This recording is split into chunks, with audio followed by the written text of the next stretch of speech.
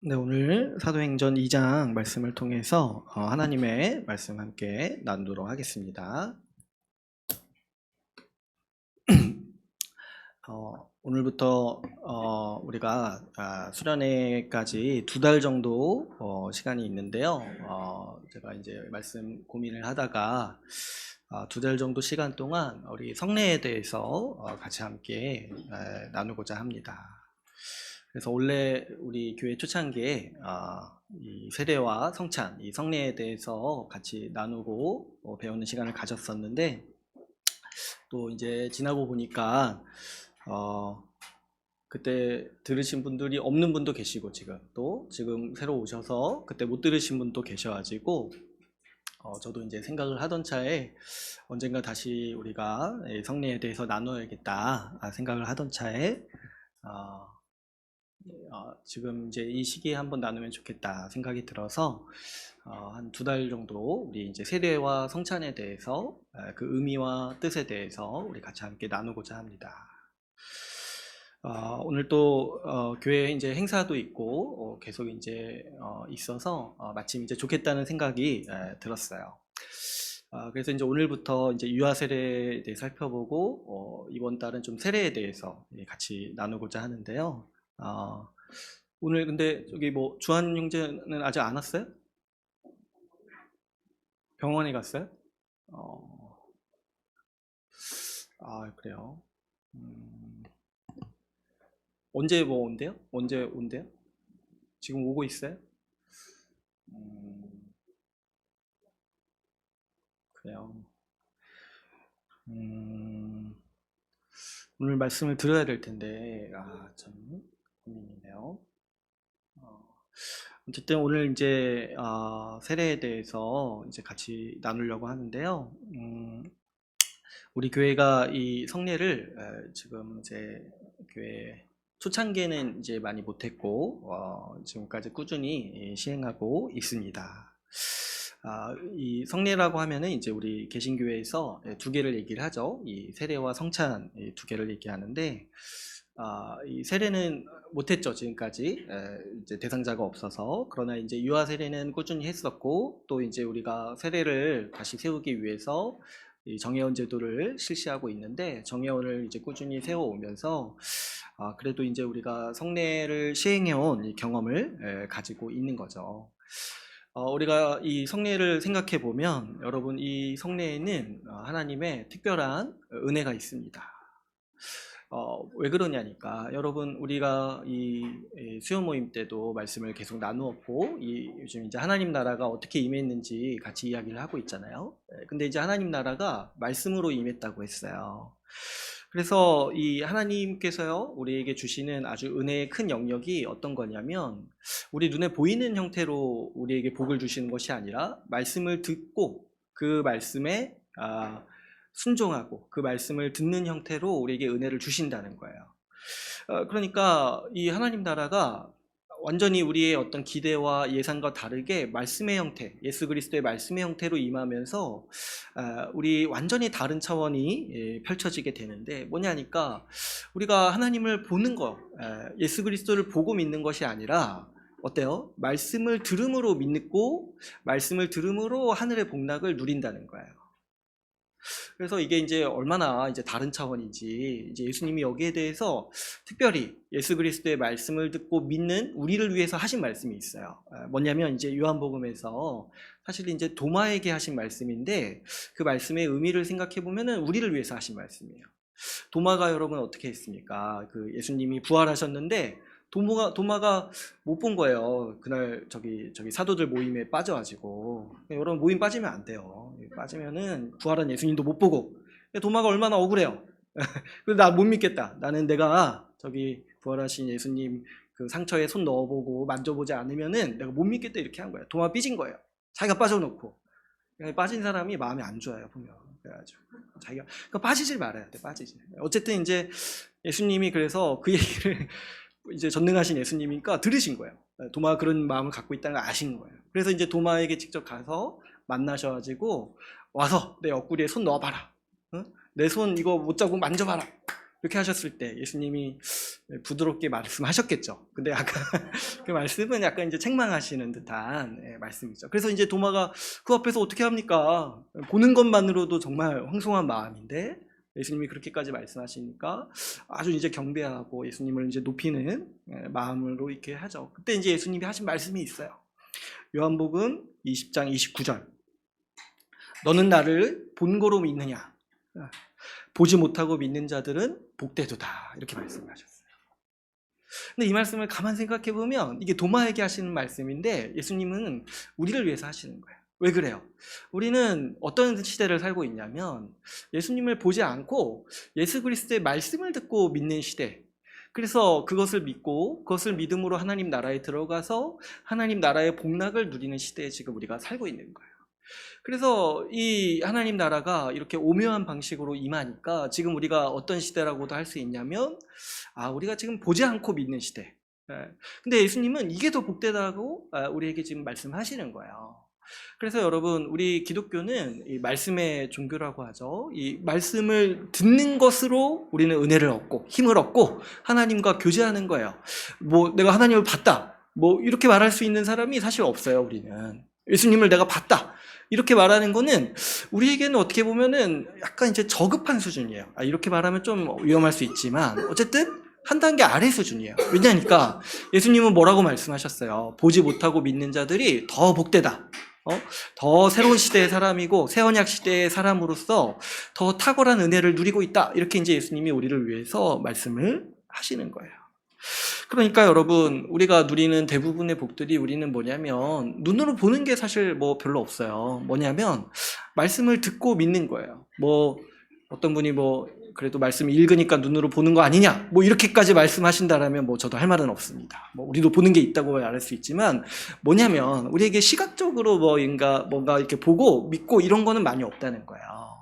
우리 하나님께서 우리를 인도하시고 하나님께서 우리를 붙드시는 그 가장 큰 원동력이 뭐냐면 말씀을 듣는 자가 30배, 60배, 100배의 결실을 믿는다라고 말씀하셨듯이 우리는 말씀을 듣고 믿음으로 하나님 나라의 모든 복락을 누리는 사람들이라는 거죠. 이것이 이제 우리의 삶의 방식이고 믿음의 방식입니다. 근데 이게 왜 새로운 차원이라고 제가 말씀을 드리냐면은 구약에서는 그렇지 않았어요. 여러분, 구약에서 하나님이 은혜를 주시고 하나님의 뜻을 계시하시는 방법을 보면은 눈에 보이는 상징들을 많이 사용하신 것을 우리가 볼 수 있습니다.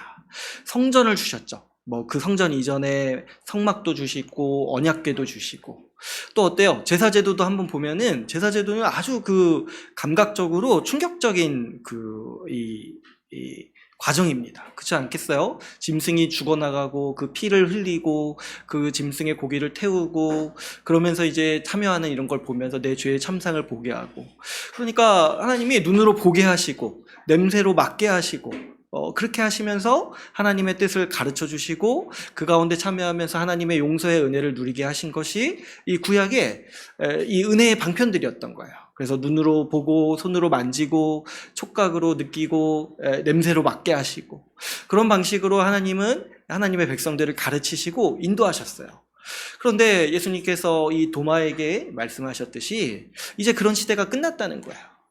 이제 더 고차원적인 하나님의 백성들, 성령을 받은 하나님의 백성들이기 때문에 그런 거 이제 눈으로 보지 않아도 뭐 이렇게 시각적인 어떤 정보가 없어도 우리는 뭐예요? 보이지 않는 세계를 믿으며 살아간다는 거예요. 뭘로요? 예수 그리스도의 말씀을 들으면서 그것으로 충분하고, 예수님이 말씀하시는 게 뭐예요? 그것이 더 우월하고 복된 하나님의 방식이라는 거죠. 그러니까 우리는 이제 눈에 보이는 것으로 쫓아 살지 않는 거예요. 눈에 보이는 것으로. 우리 시대에 누구도 내가 예수님 직접 보고 믿겠다 이렇게 말하지 않는 거예요. 왜 그러냐니까 예수님이 말씀으로 그걸 우리에게 계시하셨어요. 특히 사도들이요, 이 중간에 얽혀있던 사람들이잖아요. 사도들도 보면은 사도들은 예수님을 직접 보고 믿었잖아요. 근데 사도들의 역할이 뭐라면 이 말씀을 전하는 역할을 맡았어요. 근데 이제 가만 보니까 사도들도 우리가 경험한 은혜보다 이 말씀을 듣고 믿는 은혜가 더 크다, 이렇게 고백을 한 분들이 있어요. 특별히 이제 베드로 전서에 보면은 어떤 얘기를 했냐면, 우리가 예수님을 직접 봤는데 그 말씀을 듣고 믿는 너희가 더 복되다는 거예요. 왜 그러냐니까, 내가 예수님을 직접 보고 배운 것보다 이 예수 그리스도의 말씀을 듣고 배우는 게 더 확실하게 예수님이 보인다는 거야. 그러니까 이 베드로가 이 말씀을 전하는 사역을 맡았음에도 자기가 이전에 경험했던 은혜보다 더 큰 능력의 은혜가 일어나는 것을 보고, 우리가 경험하는 이 시대, 이 말씀의 시대를 아주 이제 영광스럽게 생각했던 이 사도들이 있었던 거죠. 이렇게 여러분, 우리는 말씀을 중심으로 그것을 들음으로 살아갑니다.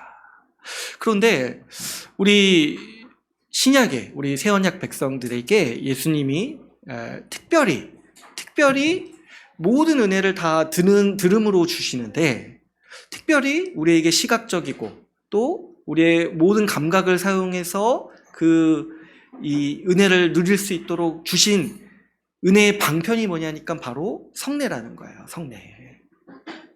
그러니까 여러분 한번 생각해 보세요. 지금 우리가 이런 시대예요. 말씀을 들음으로 하나님을 교제하고 하나님을 보고 하나님이 주시는 은혜를 누리는 시대에 우리는 있어요.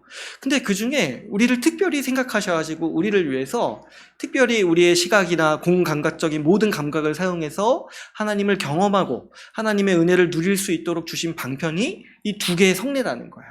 세례와 성찬. 그래서 여러분 한번 이 성례 두 개를 생각을 해보시면, 세례와 성찬 때는 말씀을 듣는 시간은 그렇게 많지는 않죠. 근데 이제 뭐냐니까 직접 참여해가지고 그 촉감으로 느끼고 물의 감각을 느끼고, 성찬 때는 어때요? 이 포도주의 맛을 느끼고 이 빵의 맛을 느끼면서 이 하나님이 주시는 은혜를 이 우리의 모든 오감을 사용해서 경험하는 시간을 갖는 거예요. 그러니까 이 성례 주시는 하나님의 은혜가 특별하고, 이 두 개만을 주신 거예요. 이 두 개만을. 이 두 가지 외에는 우리에게 어떤 시각적인 정보라든가 이런 것들을 주시면서 우리를 인도하시는 게 아니라는 거죠. 그러니까 이 성례 두 가지가 얼마나 특별한 은혜고, 이것이 하나님이 우리에게 주시는 얼마나 귀한 선물인지를 우리가 이제 이해할 수 있는 거예요. 그렇기 때문에 여러분, 이 성례를 우리가 귀하게 생각해야 되고 이 성례를 잘 누릴 필요가 있어요. 이 성례는요, 주님이 왜 이렇게 특별하게 우리에게 이렇게 주셨냐니까, 우리 주님께서요, 이 성례에 아주 이 교회와 우리 정체성에 대한 의미를 집약적으로 담아주셨어요. 그래서 여러분, 세례와 성찬을 이해하게 되면은 교회가 어떤 곳인지 알게 되고, 우리 신자가 어떤 존재인지를 알게 됩니다. 그래서 이 세례와 성찬만 잘 알아도 우리가 신앙생활을 하는데 아주 큰 힘을 얻고 아주 흔들리지 않을 수 있는 힘을 얻을 수가 있는 거예요. 이 모든 핵심, 이 교회의 뼈대라고 그래서 할 수가 있는 이 성례를 우리에게 주심으로써 우리를 위로하기를 원하셨고 우리의 믿음을 돕기를 원하셨던 것이 우리 하나님의 뜻입니다. 그래서 이 핵심 의미들을 이 성례에 담아서 우리에게 주신 하나님의 은혜가 얼마나 큰지 모르겠어요. 그래서 우리 종교개혁자들이 어떤 이야기를 했냐면, 교회에 참된 표지가 있는데 참된 교회가인지 아닌지를 구별하는 기준이 있는데, 첫 번째가 말씀이에요. 첫 번째가 말씀. 그렇죠. 말씀으로 하나님 나라가 임했는데 말씀을 떠난 교회가 어떻게 참된 교회라고 할 수 있겠냐는 거예요. 근데 두 번째가 뭐냐면 성례예요. 성례를 바로 행하지 않는다라면 그 교회가 어떻게 하나님 나라로서의 교회라고 할 수 있겠냐는 거예요. 주님이 이토록 특별한 은혜를 주셨는데 이 성례를 함부로 여기고 이것을 주님의 은혜로 받아들이지 않고 마치 미신처럼 이렇게 행동하는 그 로마 카톨릭을 보면서 종교개혁자들이 교회가 타락했구나 여기고 이 교회를 개혁하려고 했던 것이 우리 개신교회의 뿌리인 거죠. 그렇기 때문에 이때 이제 어떤 의미가 있었냐면, 말씀이 무너지게 되면은 뭐도 무너져요? 이 성례도 같이 무너져요. 그런데 이 성례가 무너지기 시작하면은 교회는 돌이킬 수 없을 정도로 무너지는 거예요. 왜 그래요? 이 성례가 교회의 뼈대와 같은 거예요. 뼈대. 이 성례가 무너지기 시작했을 때 어떤 일이 벌어집니까? 세례를 아무에게나 줘가지고 교회에 아무나 들어오게 되고, 성찬을 아무에게나 해가지고 아무나 성찬을 참여하고, 그러면 원래 이 주님이 주신 이 성례의 의미도 사라지게 되고 교회의 정체성을 잃어버리게 되는 거예요. 그랬을 때, 그래서 오늘날 우리에게 이 성례를 지키는 일이 굉장히 중요합니다. 이 성례가 바로 서지 않고 무너지게 되면은 그것은 뭐에 대한 증거냐면 우리가 지금 말씀을 정말 세우지 않고 있다라는 강력한 증거이기도 한 것이고, 지금 성례가 무너진다는 것은 교회가 심각하게 타락하고 있다라는 징후를 보여주는 아주 중요한 지표인 것이죠. 그래서 우리가 이제 교회가, 우리는 어떻게 보면 이제 새로 세워지는 교회잖아요. 그런데 그럴 때 우리가 정말 힘써야 되는 것 중에 하나가 뭐냐면 이 성례가 잘 이루어질 수 있도록 힘써야 돼요. 그래가지고 이제 초창기에 우리가 같이 이제 교회 설립하고 했을 때 이제 2년 차쯤 해가지고 우리가 성례에 대해서 많이 얘기를 했어요. 근데 이제 제가 했다고 생각하고 이제 계속 진행을 하고 있었는데 가만 생각해 보니까 그때 들었던 분들은 한 반절이 지금 없으시고 또 지금 계신 반절 이상은 또 그때 안 들으셔가지고, 그러니까 약간 분위기는 중요하다 여기면서 따라오시는 것 같은데 왜 중요한지는 좀 잘 아직 좀 그런 약간 이제 정서가 좀 우리 가운데 있는 것 같아서 이 기회에 좀 한번 다시 해야겠다 제가 싶어서 이제 처음부터 다시 하고, 또 이제 우리가 성례를 그동안 시행하면서 저도 좀 새롭게 다시 한번 좀 보게 되고, 또 놓친 부분은 없는지 저도 다시 살피면서 우리 교회의 성례를 다시 한번 또 우리가 또 살피고 또 새롭게 하기 위해서 우리 또 이제 말씀을 좀 나누려고 하는 거예요. 이 성례에 대해서 잘 배워야 돼요. 그래야지 우리 하나님이 주신, 우리가 살아가는데 큰 힘으로 이 성례를 주셨다는 걸 우리가 이해해야지 우리가 하나님이 주시는 복락을 다 받아서 누릴 수 있는 것이고, 이 성례를 통해서 우리 교회를 또 힘있게 세워나갈 수 있는 것이죠. 특별히 이제 오늘 유아 세례가 있어서 이제 유아 세례에 대해서 이제 나누려고 하는데요. 여러분, 오늘날 우리 개신교의 큰 약점 중 하나가 뭐냐니까 이 성례를 많이 오용한다는 거예요. 뭐냐면 이 성례에 대한 교육이나 이해 없이 성례를 시행합니다. 그러다 보니까 또 아무에게나 세례를 주고 아무나 이 성찬에 참여하도록 하는, 그리고 이 성찬도 너무 빈약하게 시행을 하고, 이런 이제 오류를 범하고 있는 거죠. 근데 이제 제가 나중에 나누겠지만 성례를 함부로 대하는 사람에게 하나님이 반드시 심판하십니다. 여기에 대해서 우리가 아주 경각심을 가져야 돼요. 하나님께서 이것을 거의 성령 회방죄로 여기시는 듯해요. 이 성례를 함부로 대하는 사람들에게. 그래서 우리는 이 성례에 대해서 이것이 하나님이 정말 중하게 주시는 거라고 생각을 해야 돼요. 제가 아까도 얘기했다시피 이 말씀의 시대에 이 두 가지를 주신 거는 아주 엄격하게 주신 거예요. 아주 엄격하게. 이 두 가지, 특별히 우리가 경험하도록 주신 은혜, 이런 것들을 생각해 볼 때 우리가 아주 이 성례를 오용하는 것들을 경각심을 가져야 되고, 이 성례를 바르게 우리가 대할 필요가 있습니다. 특별히 오늘 우리가 나누고자 하는 유아 세례도 생각을 해보면 우리가 많이 오해하기도 하고 오용하는 성례예요. 왜 그러냐니까, 여러분 이제 생각을 해보면 저도 그런데 이 유아 세례에 대한 인식이 그렇게 좋지가 않아요. 왜 그러냐니까 이유 중에 하나가 보통 유아 세례 받은 사람들을 우리가 이제 모태신앙이라고 하잖아요. 모태신앙. 근데 우리가 이제 지금까지 경험해온 걸 보니까 모태신앙 가진 사람들이 별로 신앙이 안 좋은 걸 우리가 많이 보게 돼요. 그죠? 그래서 이제 모태신앙, 나 아내 신앙 이렇게 부르기도 하던데, 모태신앙이어가지고 못된 신앙 이렇게도 하고, 하여튼 왜 그러냐니까 막 이렇게 교회에서 보면은 습관처럼 나오긴 나오는데 나와서 오히려 불성실하고 또 오히려 반감도 표현하고, 또 이렇게 뭔가 하긴 하는데 뭔가 정말 하기 싫은데 억지로 한 듯한 얼굴, 그런 것들을 가진 사람을 보면은 딱 보면은 모태신앙인 거예요. 모태신앙.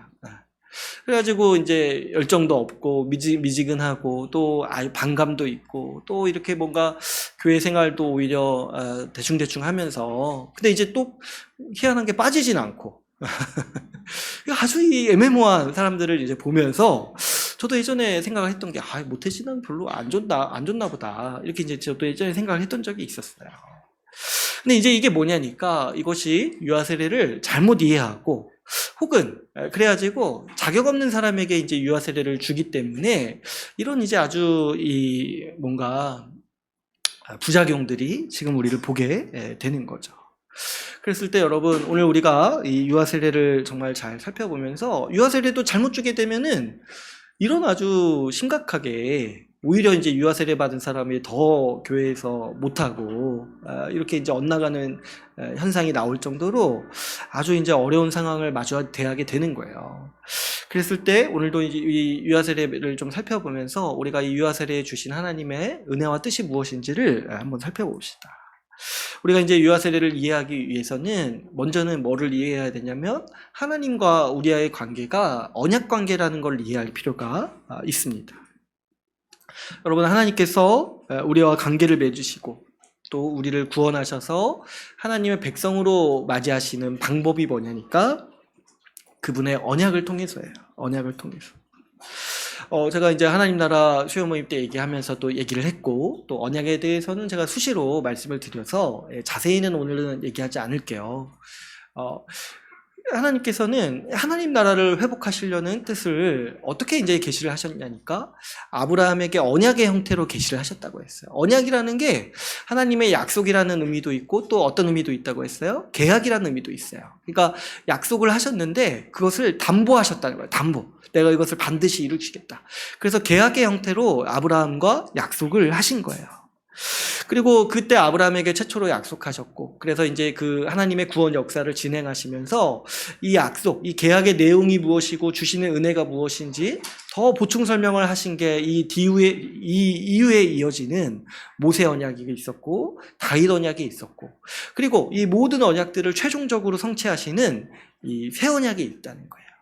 예수 그리스도께서 이 땅에 오셔서 우리에게 이 십자가에서 죽으심으로 우리에게 이루신 계약이 뭐냐니까 바로 새 언약이라는 거예요. 새 언약.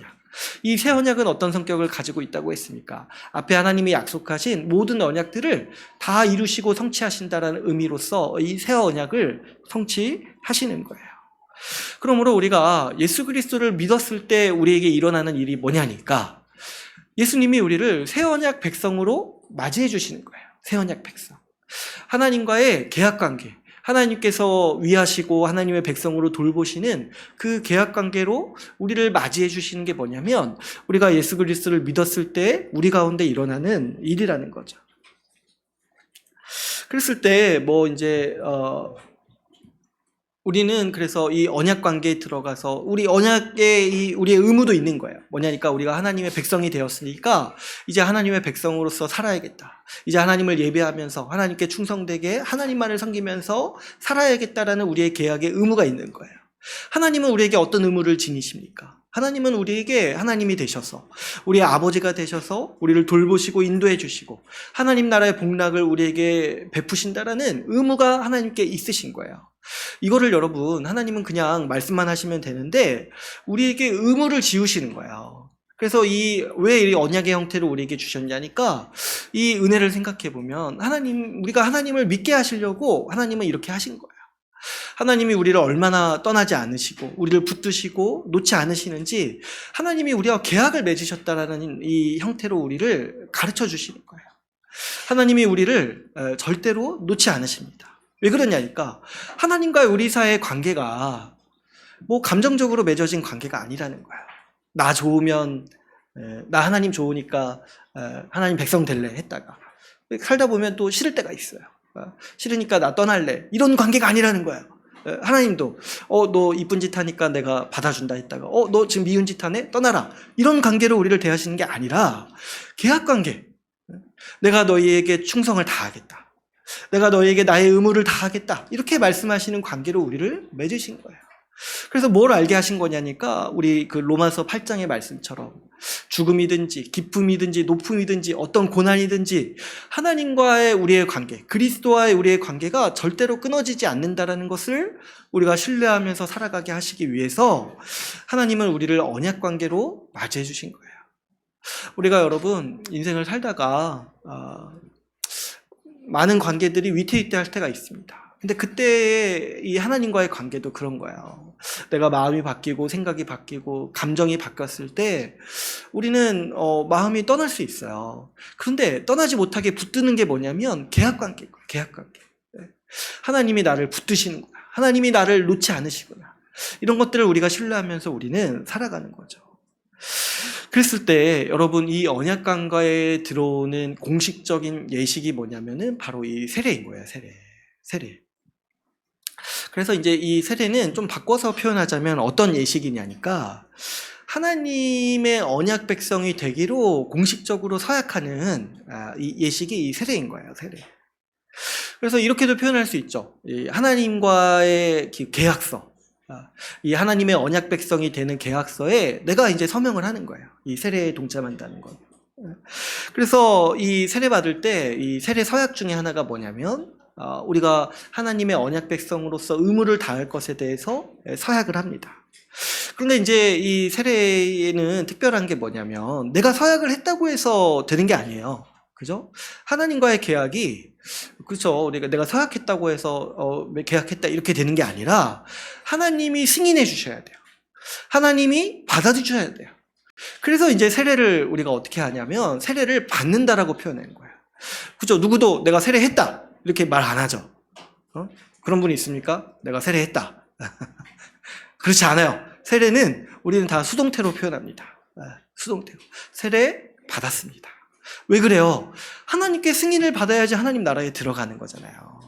그래서 내가 세례 받고 싶다고 해서 세례 받는 것이 아니라, 물론 이제 그게 필요해요. 내가 신앙 고백해서 세례 받겠습니다. 이 의지가 필요해요. 근데 그거 플러스 뭐가 더 있어야 되냐니까, 교회의 승인. 하나님이 이제 그 권위를 교회에 맡기셨다 했잖아요. 천국 열쇠를 교회에 주셨다 했잖아요. 교회의 승인. 그래서 하나님의 승인이 필요한 거예요. 내가 너를 받아들이겠다.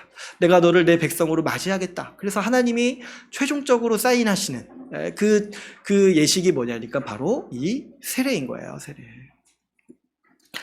그래서 이 세례를 받는 걸 보면은 우리가 기본적으로 하나님 나라에 들어가는 게 뭐냐면 내가 믿어서 들어가는 게 사실은 아니에요. 뭐냐면 하나님이 맞이해 주시는 거예요. 하나님이 부르시고 하나님을 우리를 택하시고 하나님이 허락하시고 하나님이 이끄시는 은혜가 이 세례 받을 때 나타나는 것이죠. 이 세례를 통해서 이 하나님은 우리의 하나님이 되시고 우리의 하나님이 되시고 우리의 왕이 되시고 우리는 하나님의 백성이 되어서 살아가는 관계가 되는 것입니다. 그러므로 이 세례는요 아주 큰 사건이에요. 뭐냐니까 내가 사단 나라에서 살다가 이제 하나님 나라에 들어가는 예식인 거예요. 그러니까 내 국적이 바뀌는 일이요, 내 삶이 바뀌는 일이요, 내 미래가 바뀌는 일이고 내 운명이 바뀌는 일이에요. 그렇기 때문에 우리 개인의 입장에서 아주 기념할 만한 일이고 그 세례가 얼마나 각별한 의미를 지니는지를 우리가 알 수가 있는 거죠. 그래서 여러분 우리 신자로서 자기가 세례 받은 날을 기억해야 돼요. 자기가 세례 받은 날을 기억하고 앞으로 자기 생일 챙기지 마시고 자기 세례 받은 날을 챙겨야 돼요. 세례 받은 날. 그날 내가 새로 태어났고 그날 내가 하나님 나라의 백성이 된 날인 거예요. 그래가지고 우리 신약에서는 보면은 내가 믿은 것과 세례받은 것을 구별하지 않았어요. 그래가지고 내가 예수 믿었다 이렇게 표현하기도 하지만 어떻게도 표현하냐면 내가 세례 받았다 이렇게 표현을 해요. 근데 이제 오늘날에 와서는 이게 많이 구별이 돼가지고 그런 표현 방법이 없어졌는데 신약 성경을 보면은 내가 예수 믿었다는 걸 이렇게 얘기를 해요. 나 세례 받았습니다. 이게 이제 동일한 언어인 거예요. 내가 예수 믿어서 그 나라의 백성이 되었다라는 의미로서 이 세례 받았다는 의미로 기억을 하는 거예요. 그러면 여러분, 그러면 유아세례는 뭐냐는 거예요. 유아세례는 어때요? 그 아이가 자기의 신앙을 고백하지 않잖아요. 그리고 자기가 세례 받겠다는 의지를 표현하지도 않았잖아요. 어떤 아이가 뭐 태어나자마자 저 세례 이렇게 뭐 얘기하지도 않잖아요. 유아세례가 뭐냐는 거예요. 왜 유아세례를 베풀어야 되냐는 거예요. 그랬을 때 여러분 이걸 잘 한번 생각해 보세요. 우리가 부모의 국적을 이렇게 부여를 할 때, 부모가 국적을 부여받을 때 자기 그 부모에게 속한 자녀의 국적을 구분하지를 않아요. 무슨 얘기입니까? 한국인 부모에게 태어난 자녀는 어때요? 자연스럽게 한국인이 돼요. 그 태어난 자녀에게 따로 시험을 보지 않아요. 너 한국인이 맞는지 아닌지 시험을 보지 않아요. 왜냐니까 일반적으로 뭐 다른 예외는 있지만 뭐 원정 출산 이런 예외는 있지만 일반적으로 그 부모에게 속한 자녀는 같은 국적을 갖게 돼요. 여러분 거의 모든 우리가 이 세상에서 시행하는 거의 모든 계약이 마찬가지예요. 그죠? 우리가 집계약을 할 때 이 부모가 보통 계약을 맺잖아요. 그죠? 부모가 이렇게 집계약을 맺잖아요. 근데 이제 그 어떤 뭐 집주인이 그 부모가 계약을 맺었는데 그 부모의 자녀가 거기서 산다고 해가지고 너는 왜 계약 안 맺고 여기서 사냐 이렇게 말하지 않아요. 왜 그렇습니까? 부모가 계약을 맺을 때 자녀는 어떤 사람으로 보는 거예요? 그 부모에게 속한 사람으로 보는 거예요. 그러니까 우리가 일반적인 의식에도 뭐가 있냐면 자녀는 부모에게 속한 자라는 의식이 있어요. 그래서 이 성인이 되기 전까지는 법적인 책임도 부모가 져요. 후견인이라고 해야 되고. 그러니까 여러분, 이 자녀가 독립적인 사람이 아니라는 거를 빨리 인식을 해야 돼요. 이거를 성경만 얘기하는 것이 아니라 우리의 이제 세상적인 관점에서도 이런 의식이 있는 거예요. 물론 이제 우리가 그렇다고 인격적인 대화하지 말라 이런 게 아니라 그만큼 자녀가 부모에게 속한 존재라는 걸 봐야 돼요. 그래서 이제 제가 이제 가끔 얘기하는 것 중에 하나가 자녀에게 너무 그렇게 그 성인으로서의 어떤 책임을 지우면 안 된다는 거예요. 막 이것저것 너 보고 선택하라 이렇게 말한다거나 그렇게 하면 안 되는 거예요. 자녀는 그걸 선택할 수 있는 지각도 없고 그런 책임도 못 져요. 책임을 못 지기 때문에 이제 부모가 이 자녀를 자기에게 속한 자로 여기고 어느 정도 이제 주도적으로 끌고 갈 필요가 있는 거죠. 어쨌든 여러분, 하나님께서 우리를 하나님 나라로 부르시는 이 언약도 마찬가지입니다. 이 언약은 아까 제가 뭐라고 했어요? 하나님 나라로 부르는 초대고 계약이고 승인이라고 했습니다. 그랬을 때 하나님은 그분의 나라로 우리를 초대하시고 부르실 때요, 그리고 승인하실 때 나와 내 몸에서 태어나는 아이를 구분하지 않으신다는 거예요. 내가 들어가면 누구도 들어가는 거예요. 나에게 속한 자녀도 들어가는 거예요. 그렇죠? 하나님이 이렇게 구분하지 않으신다는 거예요. 자녀를 하나님께 속한 자, 나에게 속한 자이기 때문에 하나님께 속한 자로 하나님은 보시는 거예요. 그래서 어떤 우리가 이해가 있으니까 내가 하나님 나라에 들어갈 때 나에게 속한 자녀도 하나님은 부르신다라는 믿음이 있는 것이고 하나님은 그 은혜를 우리에게 베푸신다는 거예요. 그러니까 여러분, 우리가 신앙에 대해서 약간 오해하고 있는 게 있어요. 뭐냐면 우리가 자꾸 하나님과의 관계를 내가 개인적으로 선택하고 믿는 거라고 생각을 한다는 거예요. 물론 이제 그런 측면이 없지 않아 있습니다. 근데 이게 전부라고 생각을 한다라면 아주 큰 오류가 있는 거예요. 이러면은 유아세례 같은 성례를 이해를 못 해요. 유아세례 한번 생각을 해보시면 그 아이가 의사를 표현하지 않았지만 부모의 의지에 따라서 세례를 받는 거잖아요. 그랬을 때 어떤 분은 그게 아이의 뭐 자유의지를 훼손하는 거 아닙니까? 뭐 이렇게 얘기할 수도 있고, 아이가 신앙을 고백하지 않았을 때 하는 것이 위험하지 않습니까? 이렇게 하시는 분도 있는데 다 알겠어요. 무슨 얘기인지 알겠지만 여러분, 기본적으로 하나님 나라에 들어가는 거는요, 우리의 선택에 달린 게 아니라는 거예요. 하나님이 부르시고 택하시는 게 근본적인 원인인 거예요. 여러분, 우리도 마찬가지예요. 제가 뒤에도 말씀드리겠지만 우리도 마찬가지예요. 내가 믿어서 하나님 나라에 들어가는 거 아니에요. 내가 세례받지 않았어요. 내가 세례하지 않았어요. 어떤 사람이 자기 손으로 자기 이렇게 세례합니까? 뭐 그렇게 하는 교회도 있는데 그런 건 정말 옳지 않은 거예요. 그런 거 없어요. 셀프 세례 이런 거 없습니다. 셀프 세례. 전쟁 때 아주 급하게 했을 때라도 두 사람이 있어야 됐어요. 두 사람이. 그랬을 때 여러분, 우리가 세례받았다 이거 생각을 해보면 적어도 이걸 인정해야 돼요. 내가 믿어서 하나님 나라에 들어간 게 아니에요. 하나님이 부르시고 택하셔서 우리가 구원받은 거예요.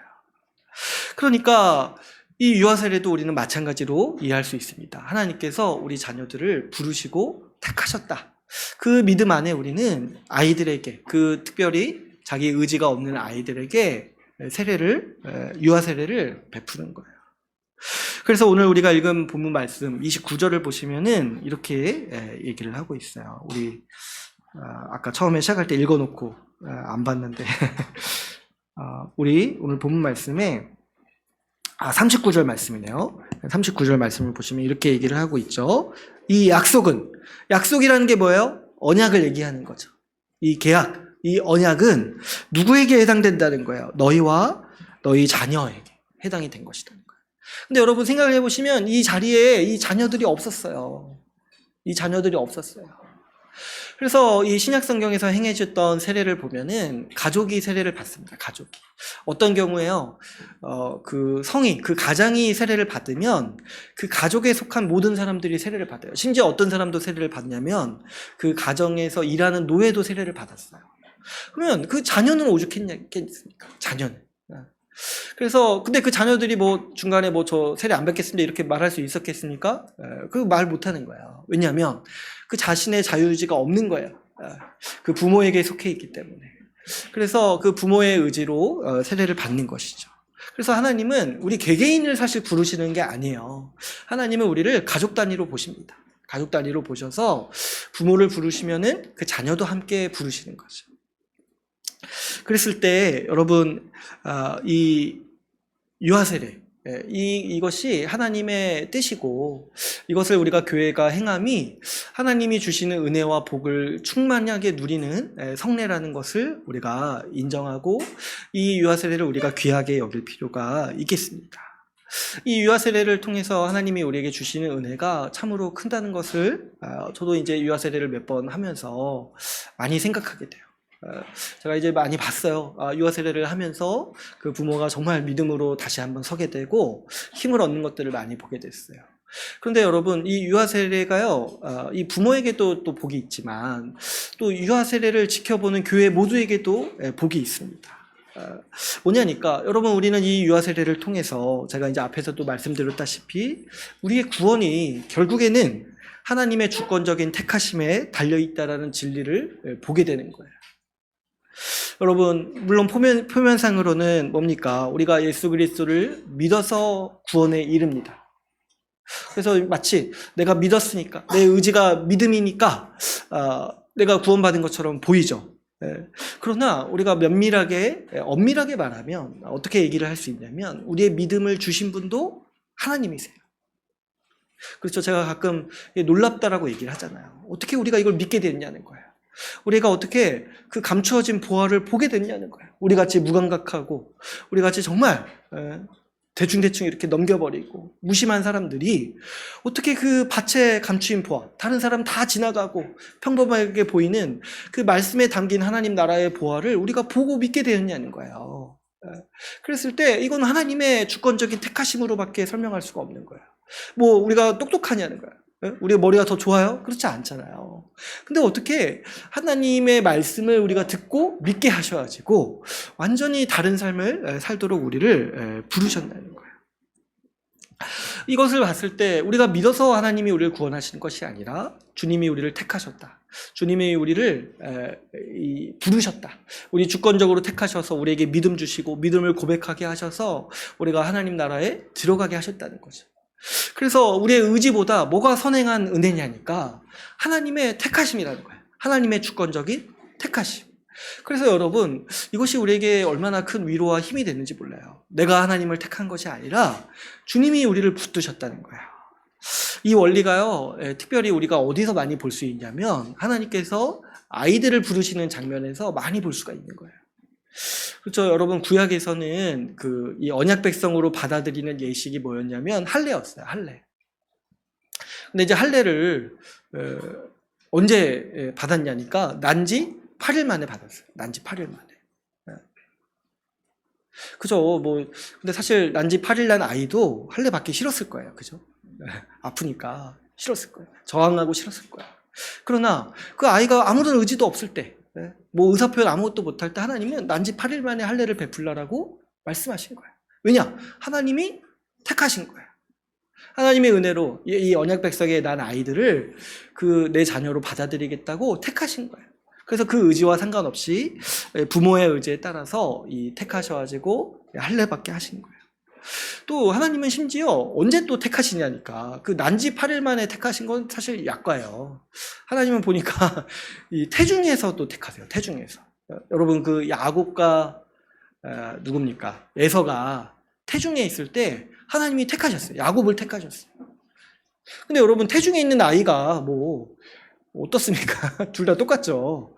그러니까 하나님이 누가 이뻐서 누가 뭘 잘해서 이렇게 택하신 게 아니라 하나님의 뜻대로 하나님의 의지대로 택하신다는 걸 보여주기 위해서 또 하필 장자가 아니고 그때 이제 둘째를 택하셨어요. 보통 인간의 생각으로는 장자를 택하실 거라 생각하는데 이게 이제 뭘 뜻하냐니까 하나님의 주권적인 뜻이 있다는 거야. 인간의 의지와 인간의 어떠함과 상관없는 하나님의 택하심이 있고 그것으로 말미암아 우리가 근본적으로 하나님의 백성이 되고 하나님의 복을 누리며 구원을 받는다라는 거를 하나님은 이런 일들을 통해서 보여주시는 거예요. 이걸 특별히 우리가 아이들을 부르실 때 잘 이해할 수 있는 것이고, 아이들을 부르시는 모습을 보면서 우리 이 택하심의 은혜를 우리가 생각해 볼 수 있는 것이죠. 그러므로 여러분, 우리 중에는 이제 모태신앙이 아닌 분들도 있죠. 그랬을 때 이 부모의 신앙을 물려받은 것은 아니더라도 어떤 생각을 해야 되냐면, 하나님이 주권적으로 나를 택하셨다, 이 생각을 해야 돼요. 이 생각, 이 은혜를 알아야 돼요. 여러분, 주님께서 우리를 택하셔서 구원하셨다는 진리가요, 우리에게 큰 힘과 위로가 됩니다. 왜 그러냐니까, 아주 이제 이게 미묘한 또 차이일 수 있는데, 내가 믿어서 이 구원받았다고 생각하는 사람은요, 사실 살면서 계속 흔들려요. 왜 그러냐니까, 나라는 사람은 계속 바뀌거든요. 생각이 바뀌고, 환경이 바뀌고, 감정이 바뀌어요. 그래서 하나님을 향해서 언제는 뜨거웠다가 식고, 그 뒤로 이제 다시 이제 회복하지 못하고 일 때도 있고. 그래가지고 한때 이제 제가 많이 얘기했듯이 추억으로 간직한 신앙, 이런 걸 가지고 살아가는 분들도 많은 거죠. 그러니까 중간에 또 뭐 내 신념도 바뀌어가지고 언제든지 내가 바뀔 수 있다고 생각을 해요. 하나님과 나의 관계가 계약 관계가 아니라 내가 믿어서 하나님을 선택했다라고 자꾸 생각을 하는 거예요. 근데 선택이라고 하면 어떻습니까? 선택은 언제든지 바뀝니다. 오늘은 A가 좋았는데 내일은 B가 좋아요. 계속 바뀌어요. 그러다 보니까 어떻습니까? 그렇게 생각하는 사람들의 신앙은 계속 흔들리는 거예요. 나도 하나님을 향한 감정이 계속 바뀌거든요. 감정이 바뀌니까 계속해서 바뀌어요. 또 한편으로 어떤 게 있냐니까, 우리가 이제 살다 보면은 내가 이제 하나님 믿고 구원받았다 해서 내가 이제 언약 백성이 됐고 신자라는 의식도 있지만, 또 한편으로 우리 가운데 이 믿음을 아주 믿음과 반대되는 마음이 자라는 경우가 있는데, 그게 뭐냐면 내 자신에 대한 실망이 자꾸 생기는 거예요. 내가 못 사는 모습 잘 보게 되고, 내가 신자답게 살지 않을 때 나 자신에 대한 회의가 자꾸 찾아와요. 우리가 살면서 그렇지 않겠어요? 사실 우리 삶이 복잡하지 않을 때, 청년 때는 정말 나 잘 믿는 사람처럼 보이죠. 그러나 우리 삶이 복잡해지기 시작했을 때, 직장 생활하고 또 애를 낳고, 애도 한 명이 아니라 두 명을 낳고, 또 두 명도 아니라 세 명을 낳고, 그러면 정말 그 인생의 복잡함이라는 거는 말로 헤아릴 수 없는, 정말 내가 통제할 수 없는 인생을 살게 되면서 또 나 자신에 대한 실망을 하게 돼요. 왜 그러냐니까 할 수 없는 게 너무 많아요. 무력한 게 너무 많아요. 그러다 보니까 어느 정도 뭐 타협도 하게 되고, 많이 놓치는 모습도 있게 되고, 예전에 이제 청년 때 열심히 했던 거에 비해서는 많이 또 놓치게 되고, 그러면서 어떻게 됩니까? 내가 떠났구나, 나 자신이 신자답지 않구나, 이런 생각을 하게 되면서 또 자신도 하나님과 이제 멀어지게 되는 거죠. 자기를 부족하게 여기는 마음, 이게 이제 우리가 이 복잡한 인생을 살아가면서 점점 쌓여가고, 이것 때문에 우리는 하나님과 멀어집니다. 그러나 우리에게 이런 상황이 올 때라도 나 자신에게 실망하고 또 낙담할 때가 오더라도 우리를 붙드는 믿음이 뭐냐니까, 내가 택한 게 아니라 하나님이 나를 붙잡으셨다는 거예요. 하나님이 나를 계약관계로 나를 묶으셔가지고 하나님이 나를 절대로 포기하지 않으신다는 거예요. 하나님은 원래부터 나를 택하실 때 내 어떠함을 보고 나를 택하신 게 아니에요. 그런데 내 어떠함을 보고 나를 놓으시겠냐는 거예요. 나중에 내가 원래부터 내가 이상했는데 나를 택하신 분이 내가 나중에 좀 더 이상해졌다고 나를 버리시겠냐는 거예요. 그게 아니라는 걸 믿어야 돼요. 그게 아니라는 걸 믿어야 돼요. 하나님의 부르심에 후회가 없다라고 말씀하셨잖아요. 하나님이 한번 택하신 자들을 절대로 놓지 않으신다는 믿음, 이게 뭐냐니까 이 유아세례에 담겨있는 진리인 거예요. 하나님이 우리를 택하시다. 내가 믿은 것이 아니라, 내가 의지를 가지고 하나님을 선택하는 것이 아니라, 하나님이 먼저 나를 택하셔서 나를 부르셔서 나를 끝까지 놓지 않으신다라는 그 복음의 진리를 우리는 이 유아세례를 통해서 발견할 수 있게 되는 것이죠.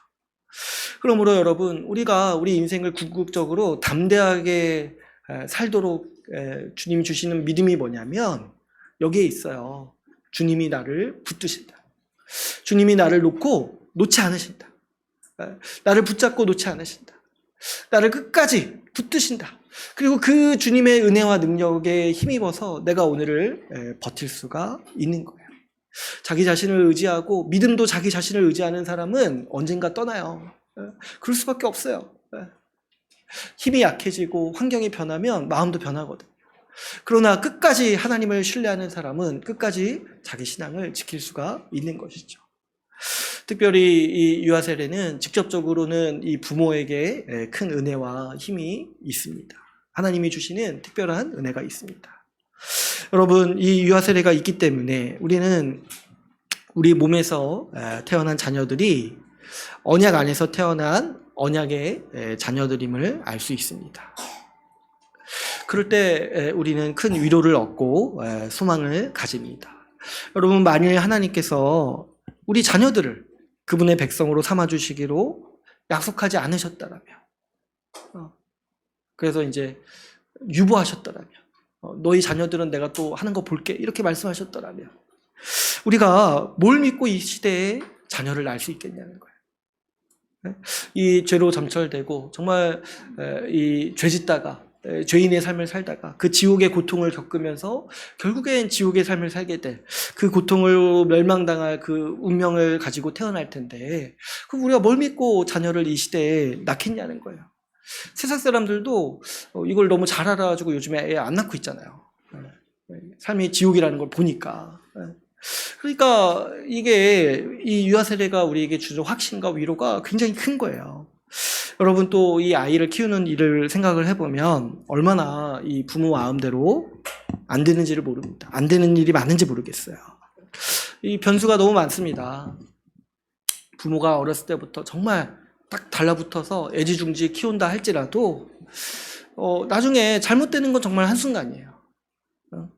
나중에 저기 친구 만나서 잘못되는 사람, 잘못된 길로 가는 사람, 잘못 만나서 잘못된 길로 가는 사람들도 얼마나 많습니까? 또 우리가 아이를 키우는 환경이 그렇게 호락호락하지가 않아요. 오늘 말씀에서도 보면은 이 패역한 세대라고 했잖아요. 이 패역한 세대. 하나님을 거부하고 또 하나님을 또 멸시하고 그런 사람들이 만들어내는 세상의 문화들이 있고, 이것이 사실은 절대 다수예요. 절대 다수고, 우리 아이들은 이런 환경에서 커가면서 이 세상의 문물들, 이 세상의 가치관들, 이런 것들을 아주 무분별하게 흡수합니다. 그랬을 때 부모가 아무리 성심성의껏 키워도 이 환경의 영향을 수시로 받는 거예요. 제가 예전에 들은 얘기 중에 하나가, 정말 그 부모가 아이를 사랑해가지고 어렸을 때부터 정말 아이랑 놀아주기 위해서 뭐 주기적으로 뭐 캠핑도 다니고 뭐 아주 그런 아이들이랑 체험도 활발하게 하고, 그런데 나중에 그 아이들 나중에 중고등학교 가서 다 게임 중독 됐다는 거야. 얼마나 허망합니까? 얼마나. 그렇게 캠핑 그 한 번 가기도 힘든 걸 진짜. 정말 저 같은 사람은 너무 이해하기가 범접할 수 없는 그 수고와 그걸 감당했는데도 그 환경을 이기지를 못하는 거야. 그 게임 중독이라는 요즘 얼마나 그런 걸 빠지기가 쉽습니까? 그러니까 여러분, 기본적으로 부모가 정말 그 무력감을 경험할 수밖에 없어요. 무력감을. 환경도 통제할 수 없고, 이 아이도 사실 다 통제하기는 어려워요. 그래서 이제 이 부모가 아이를 키우면서 자주 무력감과 또 자신에 대한 분노도 경험하게 되는 거예요. 그러나 우리 신자에게는 아주 굳건한 믿음이 있습니다. 우리 신자에게는 언제든지 소망 중에 이 아이를 낳을 수 있는 힘이 있어요. 뭐냐니까, 하나님이 우리에게 주신 아이를 그분의 나라로 받아들였음을 믿기 때문인 거예요. 비록 아무리 악한 세대에 태어날지라도 우리는 이 유아 세대를 통해서 이 아이가 세상의 자녀가 아니고 하나님의 백성임을 선언합니다. 주님께서요, 우리의 자녀들을 그분의 나라로 초대하셨다는 걸 우리가 믿기 때문에 우리는 이 아이가 궁극적으로는 중간에 부침도 있고 어려움도 있겠지만은 궁극적으로 하나님이 택하셨다는 거 믿고 그것을 소망하기 때문에 소망 중에 이 아이를 바라볼 수 있는 것이고, 이 아이를 낳고 키울 수가 있는 것이죠. 그러니까 이것이 얼마나 큰 복이겠습니까? 우리의 아이들을 하나님 나라의 백성으로 주님이 삼아주셨다는 것을 우리가 믿고 확신할 수 있도록 주님은 우리에게 유아 세례를 허락하신 것이죠. 그리고 이 자녀들에게도 사실 굉장히 큰 복이 이 유아 세례입니다. 이 세례를 받는 자녀도 큰 복과 유익을 누리는 거죠. 뭐냐면 세례를 받음으로 이 교회에 속한 아이가 되어가지고 어렸을 때부터 이 교회의 이 틀 안에서, 교회의 환경 안에서 자라날 수 있는 이 토양을 얻을 수가 있습니다.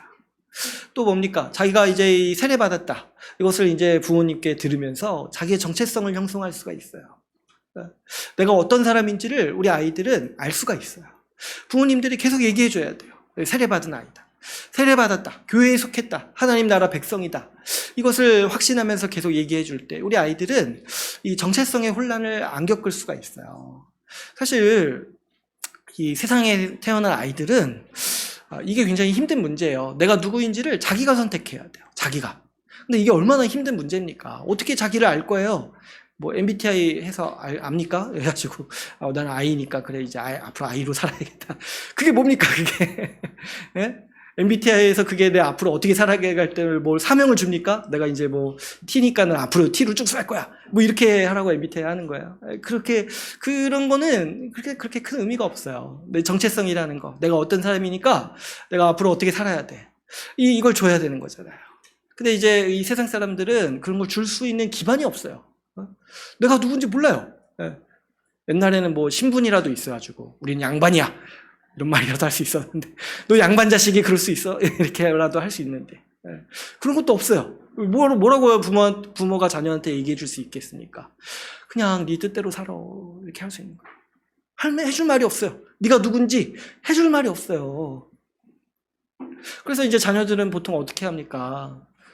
연예인 따라 살려고 하는 거예요. 연예인 따라, 자기 선망하는 대상 따라.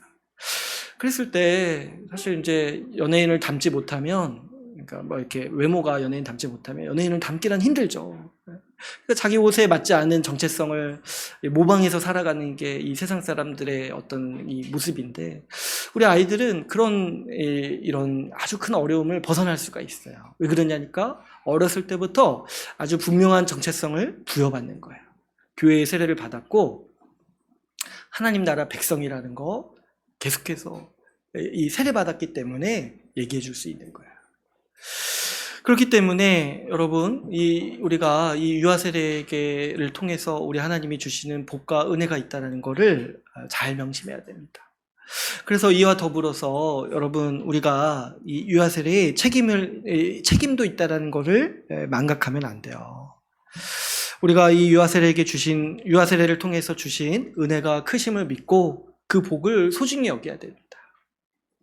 이것을 막 함부로 대하거나, 유아 세례를 그냥 교회도 그렇고 받는 사람도 그렇고 그냥 이제 안 받으면 찝찝하니까 받는 정도로 이렇게 여기는 거는 아주 큰 대가를 치를 거예요, 나중에. 오히려 아이가 더 신앙이랑 멀어질 거예요, 그런 유아 세례를 받은 사람들은. 여러분, 중요한 태도가 뭐냐니까 이 유아 세례에 책임이 있음을 반드시 기억해야 돼요. 어떤 책임이 있습니까? 부모는요, 아이를 말씀과 복음으로 양육해야 될 책임이 있어요. 이것이 이 유아 세례를 바르게 이해하고 주님이 주시는 그 은혜에 합당하게 이 유아 세례의 올바른 태도를 가지는 자세인 거예요. 이거를 빼버리면, 유아 세례의 책임을 빼버리면요, 제가 생각하기엔 반드시 벌이 있어요. 벌이.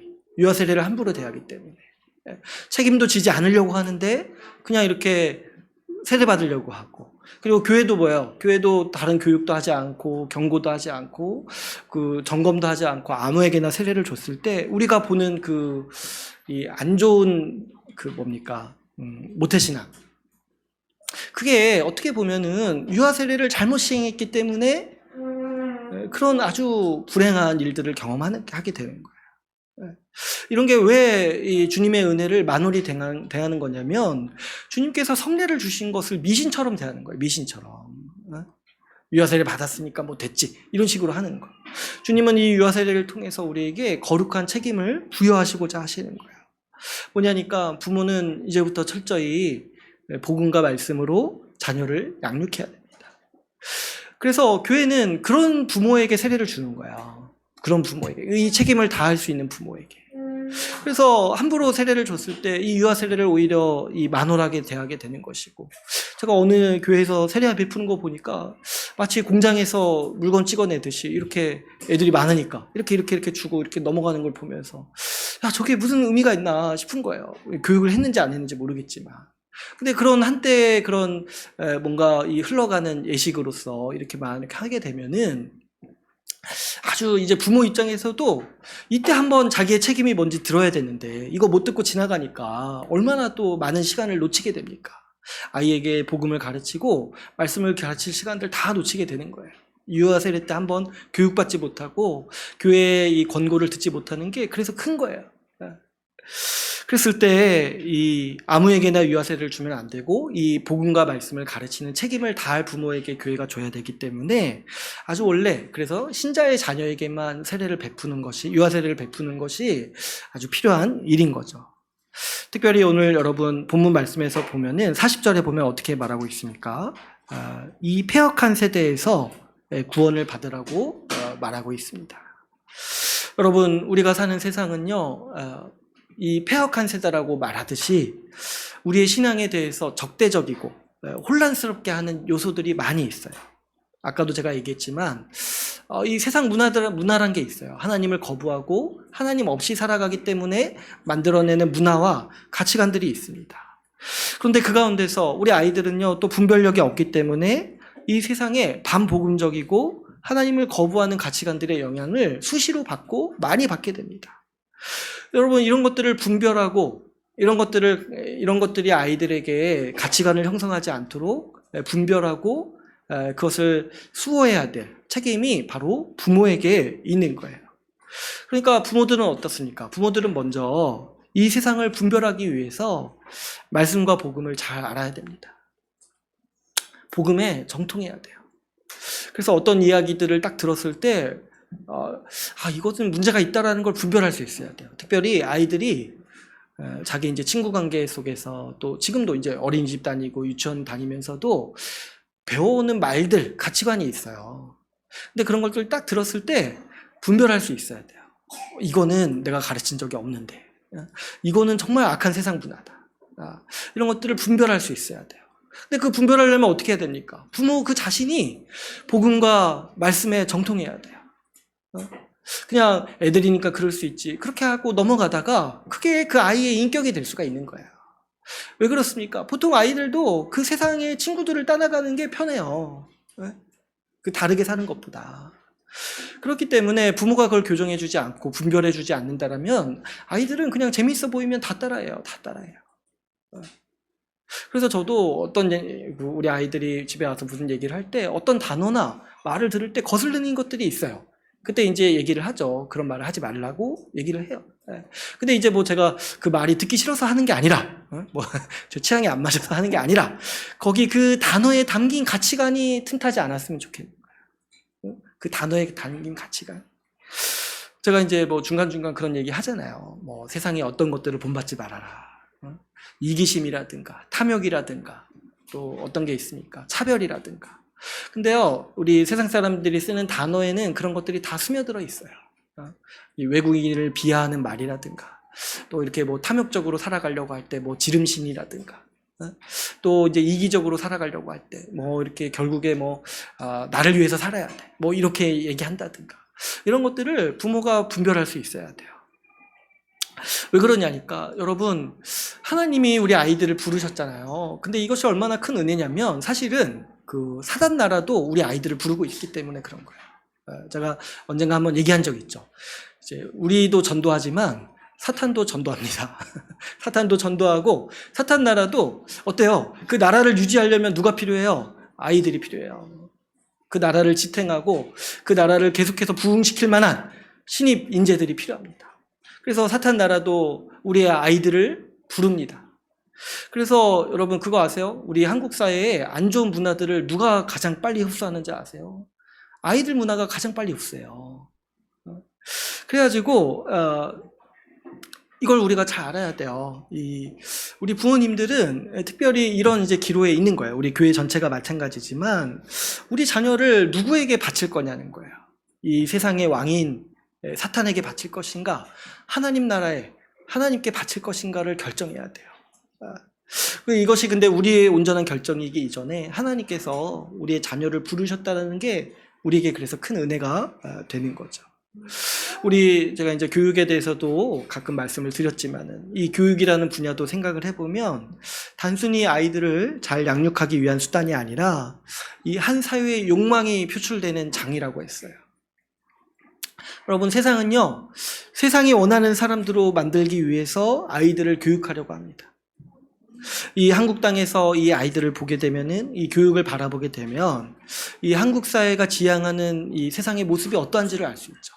어렸을 때부터 자기만을 위해 살아가도록 하고, 어렸을 때부터 탐욕스럽게 만들고, 어렸을 때부터 다른 사람과 당직도록 만드는 거예요. 그래서 저 아이들과 어울리지 말라고 가르치고 차별을 가르치는 거예요.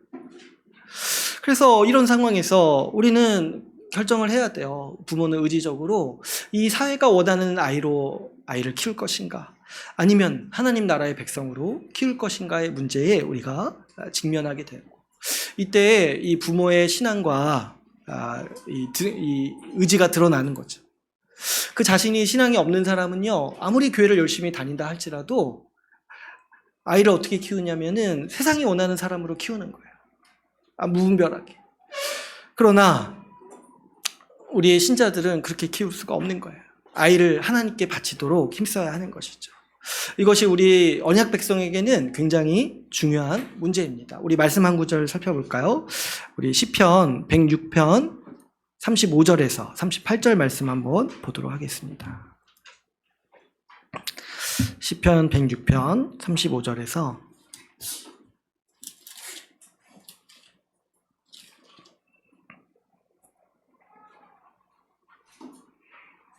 38절 말씀 우리 같이 한번 읽어볼게요. 35절에서 38절까지 같이 읽어보겠습니다. 시작.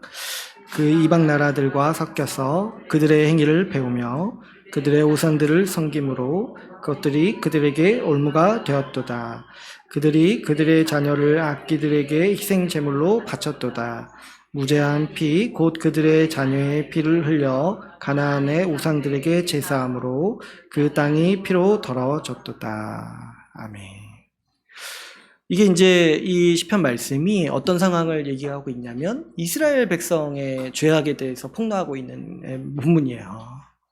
근데 이 이스라엘 백성이요, 가나안 땅에 들어가서 여러 죄를 범해서 하나님의 심판을 받았는데 그 중에 하나님께서 진노하시고 다시는 그 심판에 대해서 용서하지 않겠다, 이 죄에 대해서 용서하지 않겠다라고 말씀하시는 그 죄악이 뭐였냐면은 자녀를 우상에게 바친 일이에요. 자녀를. 그래서 이 시편 106편 말씀에 보면은 그들이 그 이방 나라들과 섞여서 그들의 행위를 배웠다고 했어요. 그리고 그 사람들이 하는 방식대로 어떻게 해요? 그들의 우상을 섬기도록 자기의 자녀들을 희생제물로 바쳤다는 거예요. 그래서 어떻게 표현을 했습니까? 악기들에게 희생제물로 바쳤다. 그래서 그 자녀들의 피를 흘리도록 했다는 거예요. 이것이 그 하나님께서 이스라엘을 가나안 땅에서 쫓아내실 때 결정적으로 심판하시겠다고 하신 죄악의 이름입니다. 자녀를 우상에게 바친 거예요. 그러니까 우리가 살고 있는 환경도 마찬가지예요, 여러분. 우리가 살고 있는 환경도 우상 숭배하는 문화예요. 그랬을 때 부모가 이런 것들을 무분별하게 받아들이고 부모가 이런 것들에 허용하게 되면은 어떻게 우리도 어떤 꼴이 되기 쉬운 거예요. 우리도 우리의 자녀를 우상에게 바치는, 지금 이스라엘 백성이 하나님을 버리고 이렇게 했다는 게 아니에요. 이 사람들은 하나님께 제사 드리면서 동시에 어떻게 했어요? 우상에게 자녀를 바쳤다는 거예요. 그러니까 여러분, 우리 부모님들은 특별히 이 복음과 말씀을 깊이 있게 알아서 이 세상을 분별해야 됩니다. 이 우상 숭배하는 문화에서 발생하는 악한 문화와 관습들이 우리 아이들에게 오는 것을 막고 훈육할 수 있어야 됩니다. 특별히 이제 제가 몇 가지 특징들 말씀드린 적이 있어요. 우상 숭배하는 문화에 이 권위에 대해서 부정하여서 이 불순종한다거나 부모의 말을 거역하려고 한다거나, 또 교만하다거나 탐욕스럽다거나, 또 이기적으로 살아가려고 한다거나, 또 나와 다른 사람을 차별하려 한다거나, 이런 것들은 특별히 부모 자신을 살피기도 해야 돼. 나한테 이런 모습이 있지 않은지 살펴야 되는 것이고, 또 특별히 우리 아이들을 향해서도 이런 태도를 가지지 않도록 우리가 많이 엄하게 또 교육하고 가르칠 필요가 있는 것이죠. 또 더 나아가서 여러분 부모님들은 직접적으로 복음과 말씀을 우리 아이들에게 가르쳐야 됩니다. 부모가 스스로 가르쳐야 돼요. 이거를 어떤 분들은 크게 착각을 해가지고 교회가 대신해 준다고 생각하시는 분들이 있어요. 그런데 사실 주일학교가 어느 정도 이 방향을 줄 수 있고 또 어느 정도 도움을 줄 수 있지만은 사실 주일학교는 짧은 시간을 해요. 일주일에 30분에서 1시간 정도. 그런데 아이들은 그보다 더 많은 시간을 일주일을 보내잖아요. 그랬을 때 그 가르칠 책임이 그러면 누구에게 있냐는 거예요. 바로 이 부모에게 있는 거예요. 부모님들이 교회에서 복음과 말씀을 배우는 이유는 사실 더 열심히 해야 되고, 왜 그러냐니까 그 자녀들에게 직접 자기 말로 가르치고 그것을 훈련시켜야 돼요. 부모가 그 자녀에게 더 큰 영향력이 있기 때문인 거죠. 그러므로 우리 부모님들은, 또 유아세례 받는 부모님들은 자기가 말로 복음을 가르쳐야 돼요. 말로 복음을 가르쳐야 되고, 복음뿐만 아니라 이제 아이들이 중고등학교 갔을 때 말씀도 가르쳐야 돼요. 더 여러 본문을 보면서 복음에 대해서 확증하고 또 이 말씀의 지혜를 흡수할 수 있도록 잘 훈련시켜야 하는 것이죠. 그래서 지금은 이제 교회에 와서 부모님들은 DBS를 하지만 나중에 이제 아이들이 자라면 집에서 하셔야 돼요. 집에서 아이들과 성경 보면서 성경 연구도 같이 하고 그렇게 해야 되는 것이죠. 특별히 이것과 더불어서 이 모든 노력을 더 해야 되는 게 뭐냐면, 자녀가 스스로 신앙 고백할 수 있도록 부모님들은 이 자녀의 회심을 위해서 열심히 모든 수단을 다해서 헌신해야 됩니다.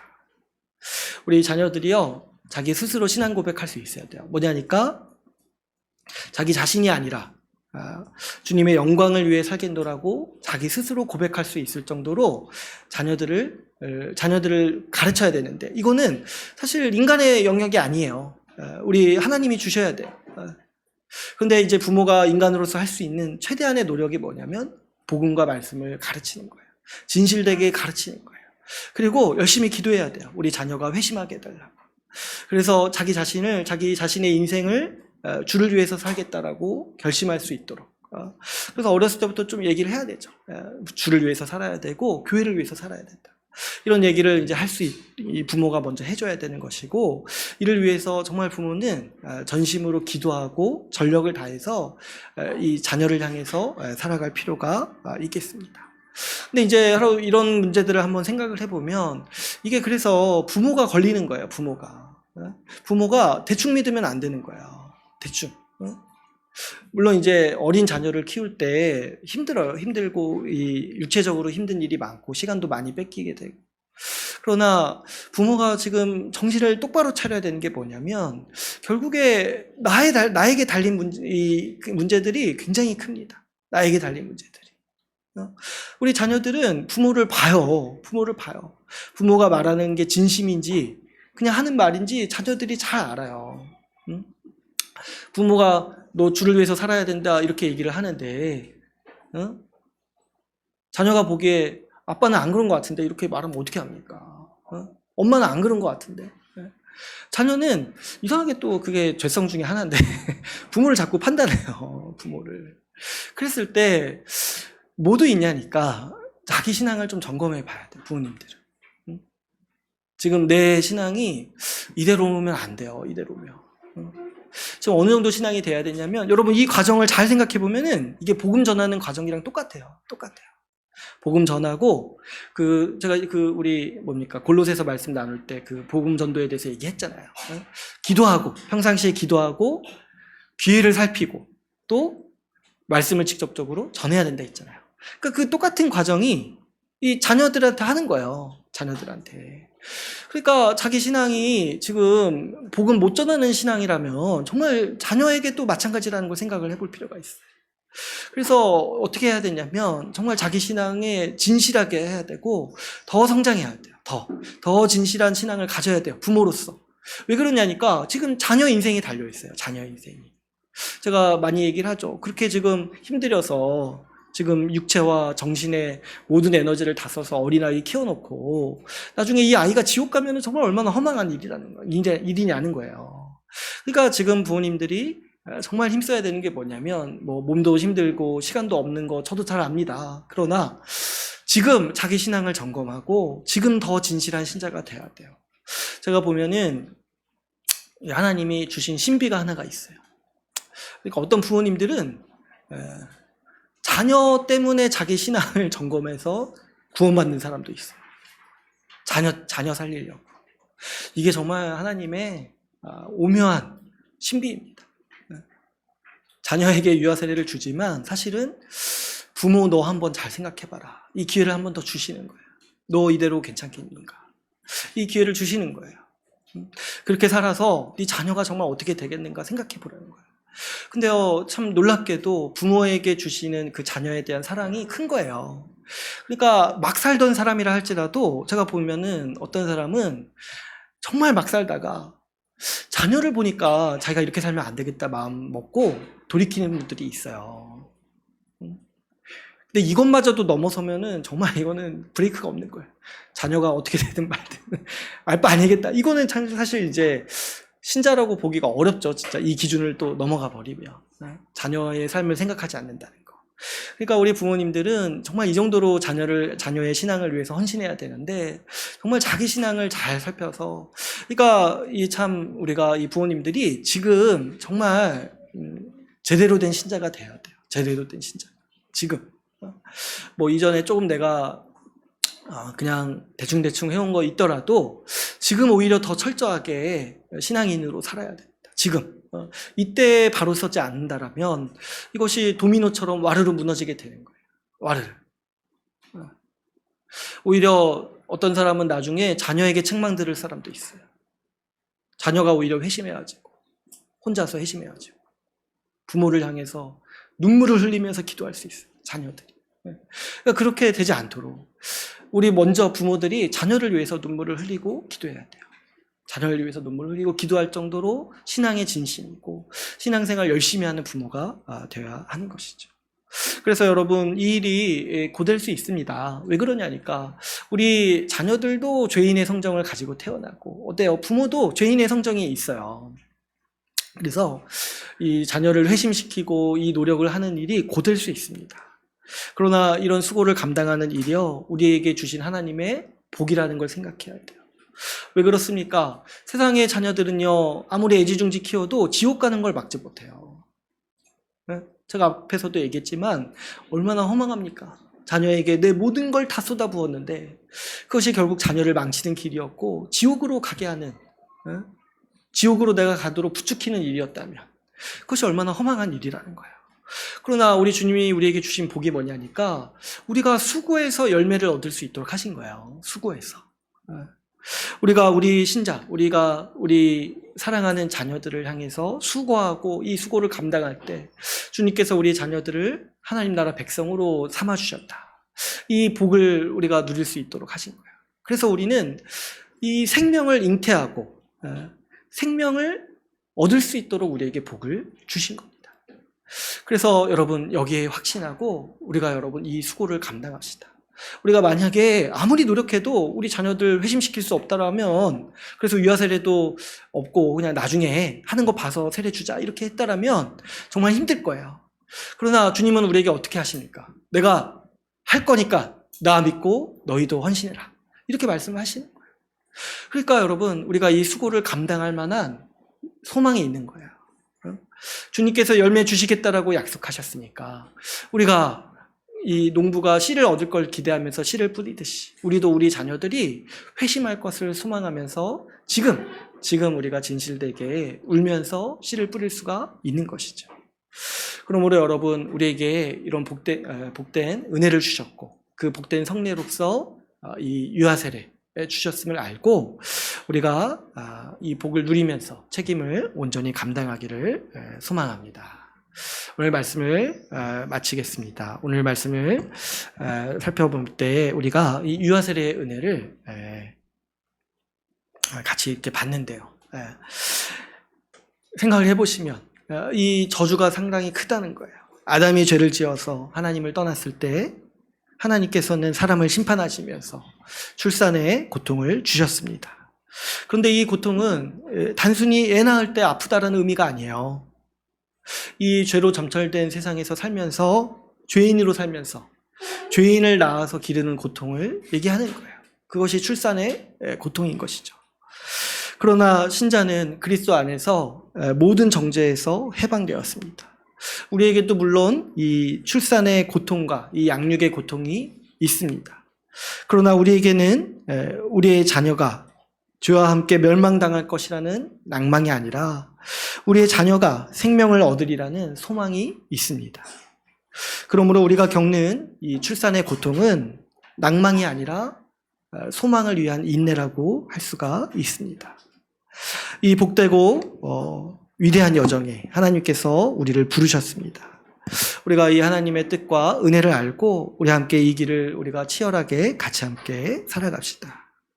우리 교회와 믿음의 가정을 통해서 새 생명이 태어나기를 바랍니다. 복음 듣고 생명 얻는 일에 헌신하는 일보다 살면서 가치 있는 일이 어디에 있겠습니까? 하나님께서 우리 교회에게 주신 아이들이 믿음을 고백하고 그 주를 위해 살겠노라고 고백하는 영광스러운 날들을 주시기를 주님의 이름으로 간절히 소망합니다. 오늘 말씀을 마치고 같이 기도하는 시간 갖도록 하겠습니다.